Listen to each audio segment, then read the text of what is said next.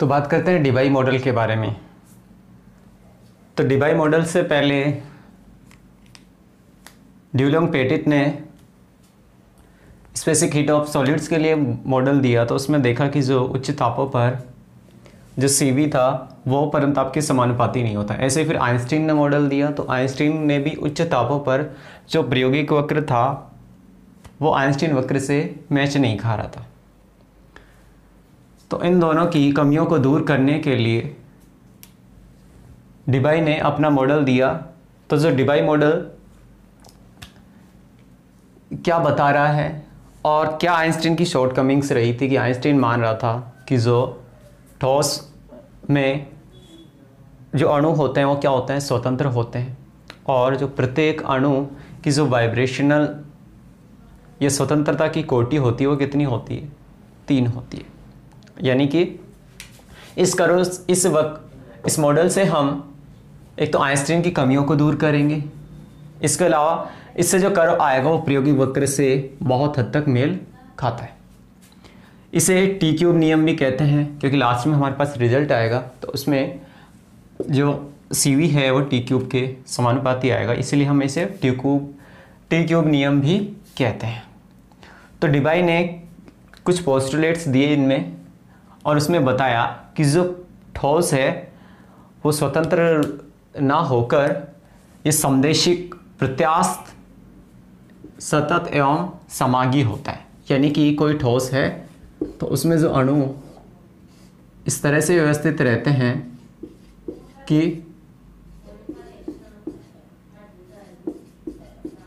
इसके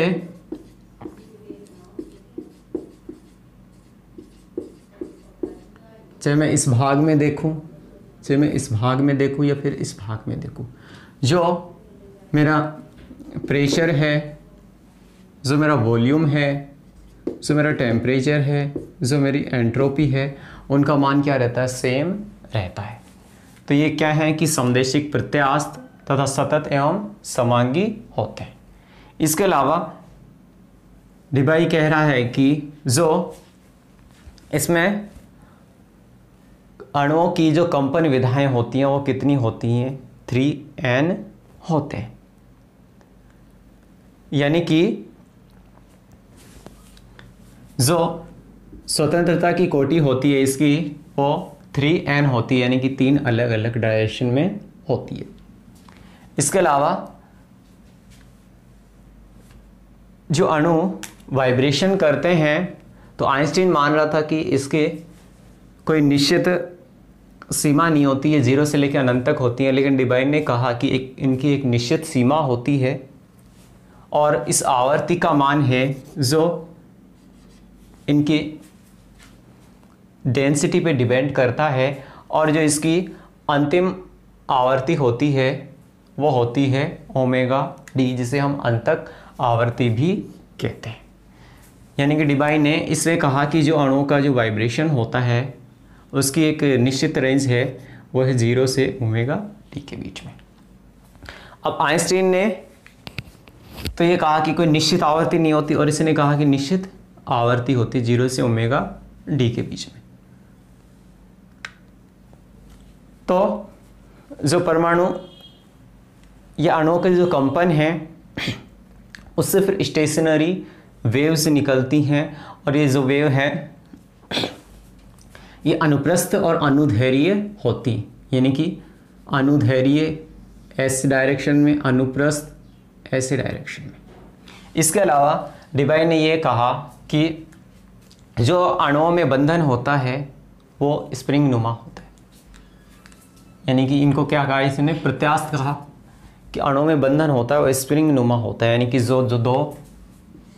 एटम्स हैं उनके बीच में जो बंधन है वो किस तरह का, स्प्रिंग नुमा है, यानी कि ये प्रत्यास्थ हैं। ये अपने इनके वाइब्रेशन ऐसे ऐसे होंगे भी, वापस अपनी स्थिति में क्या होता है, लौट आते हैं। इसलिए इसने इनके अणुओं के बीच में जो बंधन है उसको क्या कहा, प्रत्यास्थ कहा। अणुओं के बीच स्प्रिंग जैसा बंधन होता है। ठीक है, इसके अलावा टिबाई ने कहा कि जो इनका जो कंपन है वो एक आवर्ती हो गई ओमेगा एवं ओमेगा प्लस डी ओमेगा के मध्य इनके कंपन की जो विधाएं हैं वो होती हैं जेड ओमेगा डी ओमेगा। तो यदि इसमें कंपन की कुल विधाएं को मैं व्यक्त करूं कि इसकी आवर्ती 0 से कितनी है ओमेगा डी, और किस रेंज में है ये 0 से omega D Z omega into D omega, ये किसके बराबर होगा कि जो इसकी कुल कंपन विधाएं हैं उसके बराबर, यानी कि 3n के बराबर। अब जो जेड ओमेगा डी ओमेगा का मान निश्चित होता है कि v अपॉन में 2 पाई स्क्वायर अपॉन में 2 वी स्क्वायर अपॉन में वी एल का स्क्वायर, यानी कि ये मेरा v होता है आयतन, vt होता है अनुप्रस्थ तरंग का वेग, और ये होता है मेरा अनुदैर्ध्य तरंग का वेग। तो ये मेरी इक्वेशन 2 आ जाती है, यानी जेड ओमेगा डी ओमेगा का मान ये होता है, और इस मान को मैं समीकरण 1 में रख लूँ तो ये आ जाएगा v अपॉन में 2 पाई का स्क्वायर 2 अपॉन में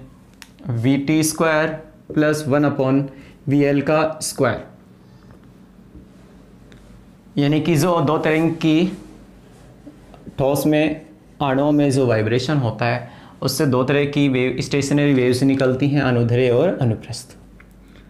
तो इसका हम समाकलन कर रहे हैं 0 से ओमेगा डी तक, omega square d omega equal to 3n, और ये हो गया मेरा v अपॉन में 2 पाई का square 2 V T square plus 1 upon V L square, और इसका समाकलन करेंगे ओमेगा स्क्वायर का तो क्या आ जाएगा ओमेगा क्यूब बाई 3, इसकी लिमिट लगा देते हैं ओमेगा डी, तो ये आ जाएगा ओमेगा डी क्यूब अपॉन में 3 इक्वल टू 3n। तो यहाँ से मेरी इक्वेशन हो जाएगी 3, इस 3 को मैं इधर ट्रांसफ़र कर दूँ तो ये v अपॉन में 2 पाई स्क्वायर अपॉन में 2 V T square plus 1 upon में V L square equal to हो जाएगा 9n omega D cube, equation मेरी 3rd। अब यहाँ से मैं जो अंतक आवर्ती है उसका मान निकालना चाहूँ तो ये मेरे पास आएगा omega D cube equal to 9n upon में V upon 2 pi square into 2 V T square plus 1 upon V L square, ये आ जाएगा मेरी इक्वेशन 4। अब यहाँ से मैं चाहूँ तो ये ओमेगा डी क्यूब है, यानी कि जो मेरी अंतक आवर्ती है इसका मान भी निकाल सकता हूँ कि ये किन किन चीज़ों पे डिपेंड है, एक तो n और एक v, और बाकी मेरे क्या है कांस्टेंट है, यानी कि omega D cube is proportional n upon में v, या फिर मैं कह सकता हूँ omega D proportional n upon v की पावर 1/3, यानी कि जो अंतक आवर्ती है ये किस पे डिपेंड कर रही है n अपॉन v पर। तो अंतक आवर्ती हो गई omega d is proportional to n/b, n upon में v की पावर 1/3 के। अब जो यहाँ से मेरे पास मान आया v अपॉन में 2 पाई स्क्वायर अपॉन में इंटू 2 अपॉन में we T square plus 1 upon में वी एल स्क्वायर, इसका मान आया 9n अपॉन में ओमेगा डी क्यूब। तो समीकरण 3 से मान समीकरण 2 में रख दो, यानी कि ये समीकरण 3 से मान यदि मैं समीकरण 2 में रख दूँ तो मेरे पास क्या आएगा Z omega d omega equal to 9n upon omega D cube into omega square d omega. तो ये मेरा मान यहाँ से आ जाता है, यहाँ से डी ओमेगा से डी ओमेगा कट जाएगा, और ये मेरा क्या है ये कांस्टेंट है। तो जेड ओमेगा यहाँ से क्या आ जाएगा Z omega proportional to omega square के। तो नेक्स्ट हम देखते हैं इसमें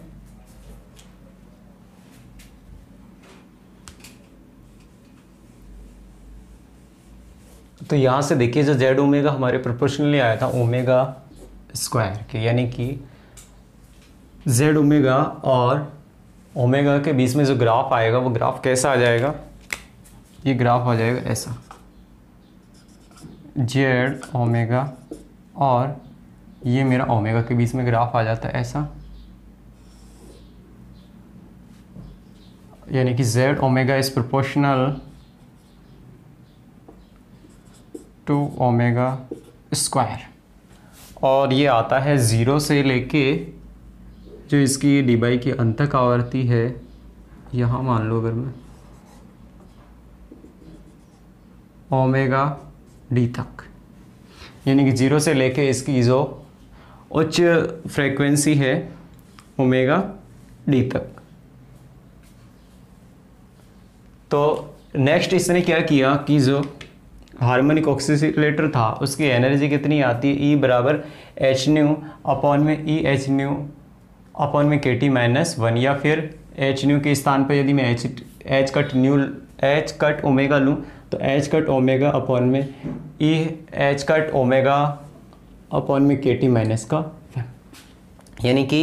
ये सेम एनर्जी आई थी मेरे आइंस्टाइन ने जब 2 लीटर की माध्य ऊर्जा निकाली थी, तो यही आई थी। अब 1 मोल ठोस परमाणु के लिए जो थर्मल एनर्जी क्या होगी, v अपॉन में 2 पाई का स्क्वायर इंटू 2 अपॉन में we T square plus 1 upon में वी एल का square into omega square into D omega, और एनर्जी को इससे मैं क्या कर दूंगा, इससे मल्टीप्लाई कर दूंगा। तो कुल जो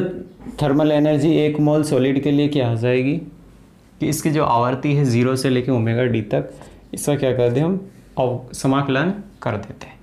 तो ये यहाँ से क्या आ जाएगा, ये आ जाएगा 9n omega D cube H cut omega cube into D omega upon में E H cut omega upon में के टी माइनस का 1। अब यदि मैं ये मान लूँ कि x बराबर होता है एच कट ओमेगा अपॉन में के टी, तो यहाँ से मैं डी ओमेगा यानी ओमेगा का मान निकालूँ तो ओमेगा बराबर आएगा के टी अपॉन में H cut into D x. तो डी ओमेगा को मैं लिख सकता हूँ के टी अपॉन में H cut into D x, तो ये मान यहाँ रख लूँगा मैं। अब यदि जो आइंस्टीन ताप क्या होता है, थीटा डी बराबर H cut omega D upon में के, यदि यहाँ से मैं ओमेगा डी का मान निकालूँ तो ये आएगा थीटा डी इंटू के अपॉन में एच क्रॉस। अब यदि ये तो ओमेगा के रूप में जो लिमिट थी मेरी, यदि मैं एक्स के रूप में लूँ तो एक्स इक्वल टू 0 और x equal to theta e by t, यानी कि आइंस्टीन टेम्परेचर। तो ई बराबर आ जाएगा 9 के टी की घात 4 अपॉन में थीटा डी के क्यूब, और इसकी लिमिट 0 से theta e by T x cube into D x upon में ई की घात एक्स माइनस 1। अब जो ये तो निम्न तापों पर क्या होता है कि ये जो इंटीग्रल होता है इसका नियत मान होता है